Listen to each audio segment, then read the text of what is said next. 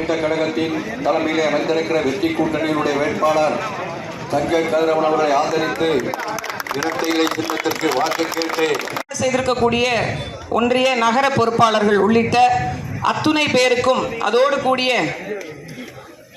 எல்லாரும் நினைச்சிட்டு இருக்கிறாங்க தமிழ்நாட்டில் ஒரு மத அரசியலை செய்து அதன் மூலமாக சிறுபான்மையின மக்களை நாங்க தான் பாதுகாக்கிறோன்ற வார்த்தையை பரிணமித்து ஆட்சி அதிகாரத்துக்கு வந்து விடாம் என்று திமுக பல நாட்களாக இந்த பிரச்சாரத்தை செய்து நான் போட்டிட்டு வென்றாரு. இங்க அந்த செல்லுபடி ஆகாது. மரியாதைக்குரிய அண்ணன் ஜவாஹிருல்லா எனக்கு தெரிந்து எங்கிருந்து அவர் சொந்த ஊர் எதுனே கண்டுபிடிக்க முடியலங்க, எதுனே கண்டுபிடிக்க முடியல. ஏன்னா ராமநாதபுரத்தில் நின்று ஜெயிச்சு 5 வருஷம் இருந்திருக்காரு, ஊருக்கே போல. அவர் ஊருக்கு இல்லை, ராமநாதபுரத்துக்கே போல. அதுக்கு பிறகு 5 ஆண்டு காலம் வந்து பாபநாசத்தில் நின்று வெற்றி பெற்றிருக்கிறார். அந்த பாபநாசத்துக்கு 5 வருஷமா போகல.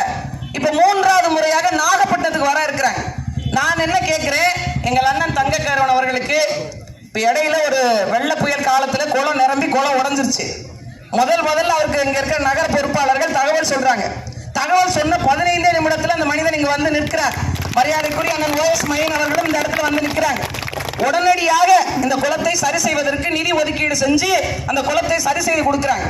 அதற்கு பிறகு இன்று வரை அண்ணன் மரியாதைக்குரிய ஆளூர் சானாவாஸ் அவர்கள் அந்த பகுதியில் போய் பாருங்களேன். இந்த சின்ன பிள்ளைங்க படிக்கிற மதர்சா பள்ளி இருக்கு, அந்த இடத்துல கழிவு நீர் வழியில ஓடிட்டு இது வரைக்கும் அது சரி செய்யப்படவே இல்லை.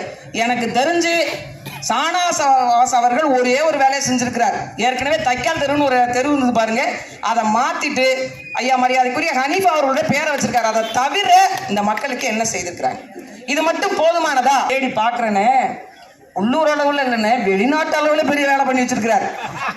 FCRA ஃபண்டு இருக்கு பாருங்க, FCRA ஃபண்டு, அதாவது இஸ்லாமியர்களுக்கான நான் ஒரு நற்பணி மன்றம் மாதிரி இப்ப தொண்டு நிறுவனங்கள் மாதிரி ஒரு அமைப்பை தொடங்கி அதன் மூலமாக வெளிநாட்டு தொகைகளை வாங்கி 1.25 கோடி ரூபாய் மோசடி பண்ணது வழக்குல ஓராண்டு காலம் சிறை தண்டனை விதிக்கப்பட்ட ஒரு மனிதர் தான் இங்க வந்து நின்று கொண்டிருக்கிறார். அவருக்கு நாம் வாக்கு செலுத்த போறோமா? அதை விட கொடுமை.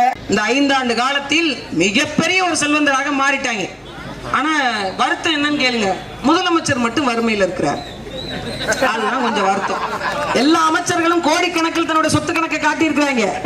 முதலமைச்சர் மட்டும் 3 கோடி தான் காட்டி இருக்கிறார். வாட்ச் மட்டும் 2.25, மொத்த சொத்து 3 கோடி.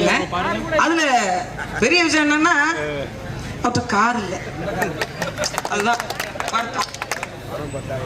ஆனா எல்லாரும் சேர்ந்து ஆளுக்கு 10 ரூபா போட்டு நான் சொல்லிட்டு தான் இருக்கிறேன், அதிமுக வென்று ஆட்சியில் அமர்ந்த உடனே செயல்படுத்துகின்ற முதல் திட்டத்தில் வறுமையின் விளிம்பில் இருக்கக்கூடிய, அன்றாட உணவுக்கு கஷ்டப்படக்கூடிய, சாப்பாட்டுக்கே வழி இல்லாமல் இருக்கக்கூடிய, தன் பெற்ற பிள்ளைகளை ஒரு வேலையில் அமர்த்தி வீடு வாசல் அமர்த்தி கொடுக்க முடியாத அளவுக்கு சிரமத்தில் இருக்கக்கூடிய எங்கள் ஐயா முன்னாள் முதலமைச்சர் ஐயா ஸ்டாலின் அவர்களுக்கு ஒரு காரை நீங்கள் வாங்கி பரிசளிக்க வேண்டும் என்ற கோரிக்கையை உங்களுக்கு நான் வைக்கிறேன். என்ன சொல்றது, ஊர்ல ஒரு பழமொழி சொல்லுவாங்க, அடுக்குமா ஐயா நான் ஒரு ஆண்டவரே பொய் சொல்ற வாயிலே குத்துங்க ஐயா. 10,000 ரூபா தான் வச்சிருக்கேன். சரிங்க, ஓ 10,000 ரூபா தான் வச்சிருக்கீங்க. ஆமா, தேர்தல் ஆணையம் சொல்லிடுச்சு 50,000 ரூபாய்க்கு கீழே தான் வச்சிருக்கணும், 50,000 ரூபாய்க்கு மேல வச்சிருக்க கூடாது, அதனால கரெக்டா சட்டத்தை பின்பற்றுகிறார் என்று. ஐயா உங்க பேங்க்ல 40,000 தாங்க இருக்கு. No cash, only 40,000 cash at bank.